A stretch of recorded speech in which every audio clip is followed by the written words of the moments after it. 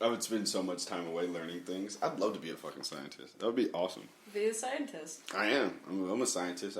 I am now, like a word scientist. But soon I'm gonna be like I really do. I want to find out what my passion is. I think it's people, to be honest. But well, I think what you're fairly social. So, in my opinion, I think you're fairly social, and you open up creative dialogue. Like not just creative, but I appreciate the dialogue that you open up, so I'm sure that you'll find what you're passionate about soon enough. I think one of these days you'll open up a conversation with someone who's going to probably shine a light on something you didn't think about before, so just keep open mind, which that's I think happening. You seem to be doing. Oh, yeah, no, that's happening every day.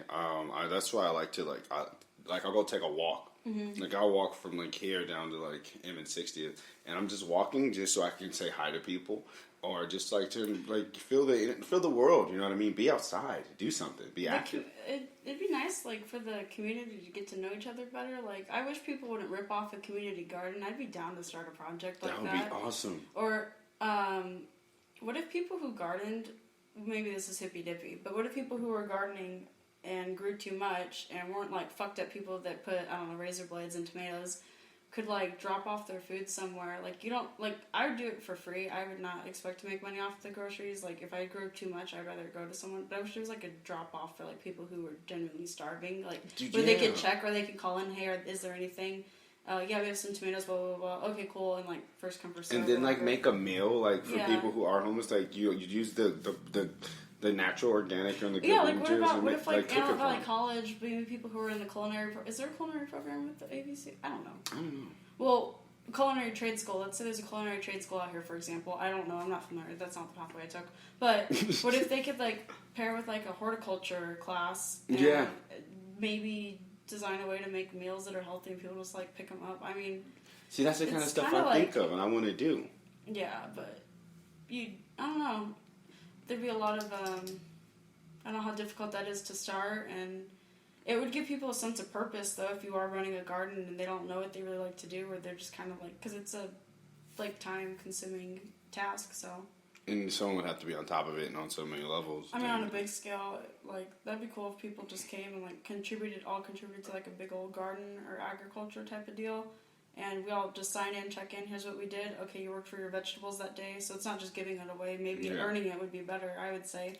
And if there's enough space for people to work or earn, there's always something to do. Maybe make a compost pile. I think with social media, as time goes on, I think these things will become more popular. I think they're being tested out in certain areas. But I would like to see something like that happen out here. It bums me out. The Antelope Valley, I think that there's a lot of missed potential in it. I think it's growing, but I hope it grows in the right direction because it could just become another like LA pocket. And I hope that I just hope that it doesn't like. I know it's pretty bad in some parts of town, and it's like really shady in some areas. But you just have to like. I don't know. I'd like to see it grow because geographically, it's in a nice spot. Yeah, it is. It's nice. It's like. And that's the kind of thing, like you said, it's like becoming like another LA pocket, and it's like making the joke too, the San Andreas thing. There's so much room to grow too. Yeah, there's desert everywhere. And it's not like it's going anywhere. Like we can figure out the sand. Someone can figure out the earth and figure out how you can grow here. How do people have to live where resources are? I don't know. Like live in the desert and just get them shipped in. Like make everywhere like this. Just pollute, just fuck up the deserts. We don't need iguanas. What? There's iguanas out here. First of all, they're not. They're not over here. We have just little bitch lizards. The big old man lizards. No, we have geckos. What kind of geckos? Do you know? No, I'm sorry. I think geckos are where water is. We just have. Yeah, that's what I thought. They're amphibians. No, we only have just lizards. We're just crusty ass lizards. I believe one day we can all be Komodo dragons and live in beautiful places like Thailand. I don't want to be a Komodo dragon. Those things are nasty. Have you ever seen one up close? Like its mouth? It's nasty. It's That's the poison. They're poisoning its saliva. It's disgusting. Hey man, if your mouth is a poison, you would not want to. I already spit venom. Bars. No, yeah. Man, I just think Komodo dragon. Think about it, man. Them you can be a Komodo dragon. I am a dragon. Yeah, I am Iron Fist. I'm just kidding. Sorry, I just watched Iron Fist. I haven't had a chance to watch it yet, but I've read reviews on it. I spent the entire night just watching it. I was writing and watching it. You know who actually has a review on it? Is Jordan. He has like a comic fan. Jordan Kettlecamp. Yeah, he has a.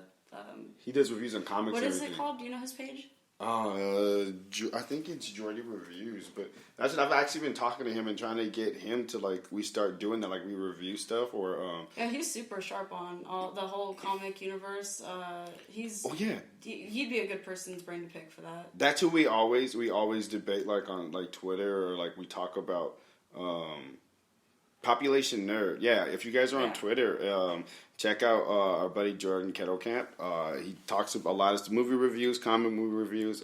He's pretty much like making, the nerd population, or anywhere else in between, like really, really, become knowledgeable and understand what they're getting into when they go watch these movies. And his Twitter is handles at Population Nerd. Just population regularly spelled. If you want an in-depth analysis on what you're probably watching in the dark anyways. Yeah, exactly.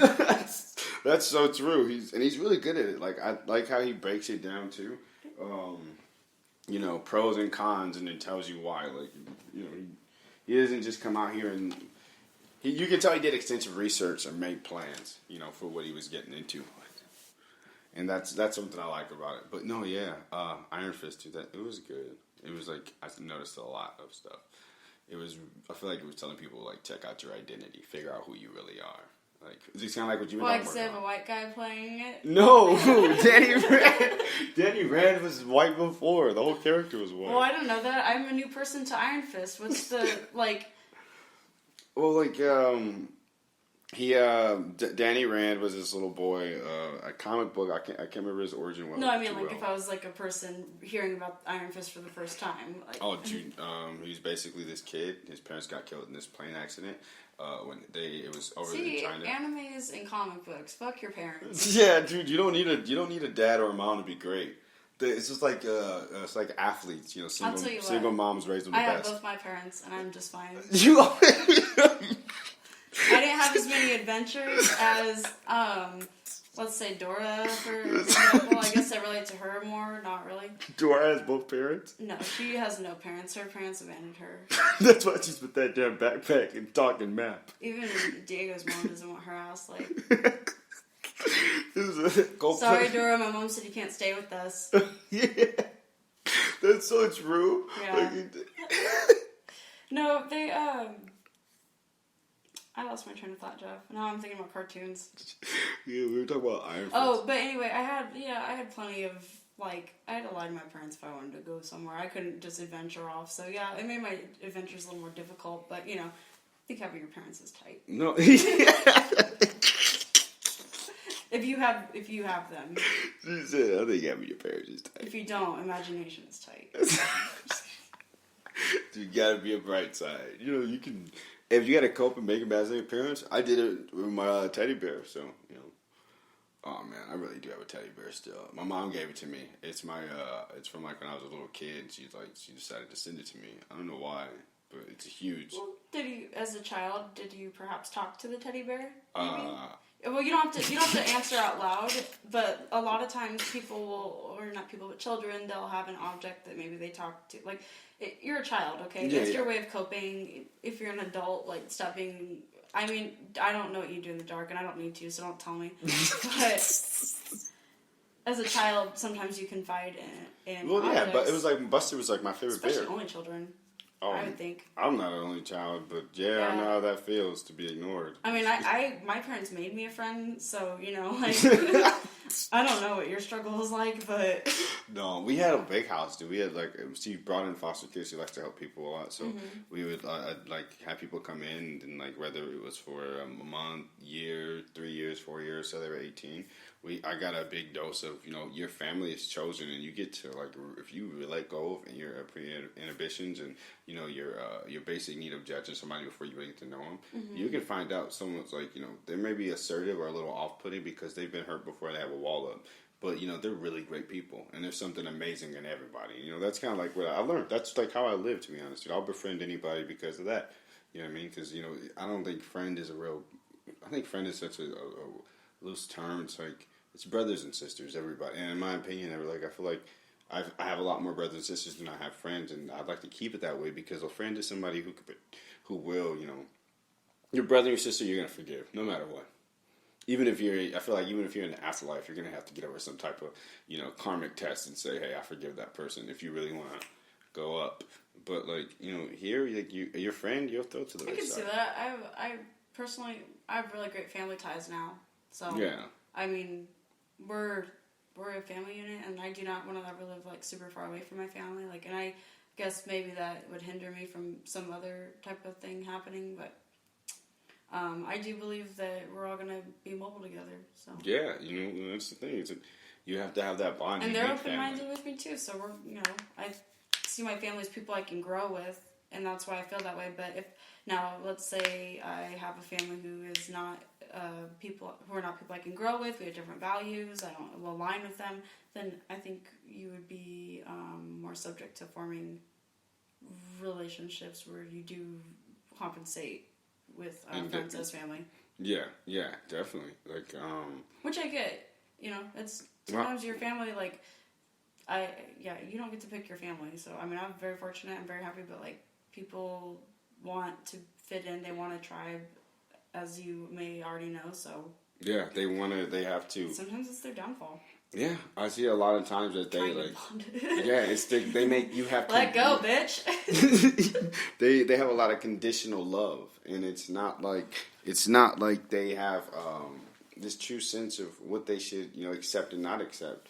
And so like when they hang out with certain groups of people, if there's one person they don't want to really chill with because somebody else doesn't like them, they make sure that's that's applied, and then but when you're around them, it's a different kind of connection. You guys are really cool, and I think people have kind of like compartmentalized people and like put them in oh, I'm cool with them when this person's around, but I'm not cool with them when this person's around. And well, then it sounds to me like you're really just going to hang out with that one person. Yeah. I mean, really. Yeah, these other people are nice, but like Jeff's not there. I'm not going. Yeah. Well, no, I'm not. Like, I'll go, but like it's not that fun. Like, oh, yeah, you know what I mean. It's like like people don't give people a chance no more to understand. You know what I mean? I feel like we're making. May I make a point though? For some people, maybe they don't have the time to, which is horrible to say, I guess. But like, some people may be so wrapped up with trying to meet basic needs that friendships are like just not in their time allowance either. That's true. That's how I feel most of the time. Unfortunately, sometimes we reject people that we don't intend to reject due to probably personal reasons with like maybe trying to build yourself or trying to get out of a situation, and you're just focused on yourself, and sometimes you hurt people in the process. But I would say that if you really want to get to know people, then have an open mind to being friendly with them. But if they have actually burned you before, like, do keep track of that. No, yeah, that's something like it's at the point in life. Like I understand that to hold those grudges, dude, and not just like forgive them. Like, dude, like who cares? They're gonna like you gotta have an open mind. If your first impression didn't blow over so well, maybe like a second one never hurts. I think. Yeah, that's exactly the point too. You know what I mean? Like I think we live in a generation where everything's camera and like so. And so, it has to be video recorded, something, blah, blah, blah. It's like people don't want to have the right, mentalities, in my honest opinion. It's what do you mean mentalities? Like, because things can be seen or because we're so used to, having this, like, in a box kind of view of life. Okay. Like, when it comes to people's slip-ups, mishaps, or acting a certain way. Uh-huh. We're holding that against them as if it's something that has been video camera and it's blah blah blah. And that we put the way we even categorize that memory in our head is, what I don't like about that person, and then we make that who they are instead of a moment in time. And I think our brains can only handle so many relationships, personal, impersonal, to where you actually remember details about people. I think like the number is 150, where you can remember details about people. After that, it's like names and faces for a couple hundred, and then after that, it's like all over the place. Dude, really? Maybe it probably varies. It's probably not exactly, but the general consensus number I believe is I think it's like Dunn's number. I could be wrong about the Dunbar number. I don't know. Somebody could probably check that out. But I think it's like 150 relationships or what your brain can handle. And after that, it starts to get fairly impersonal. So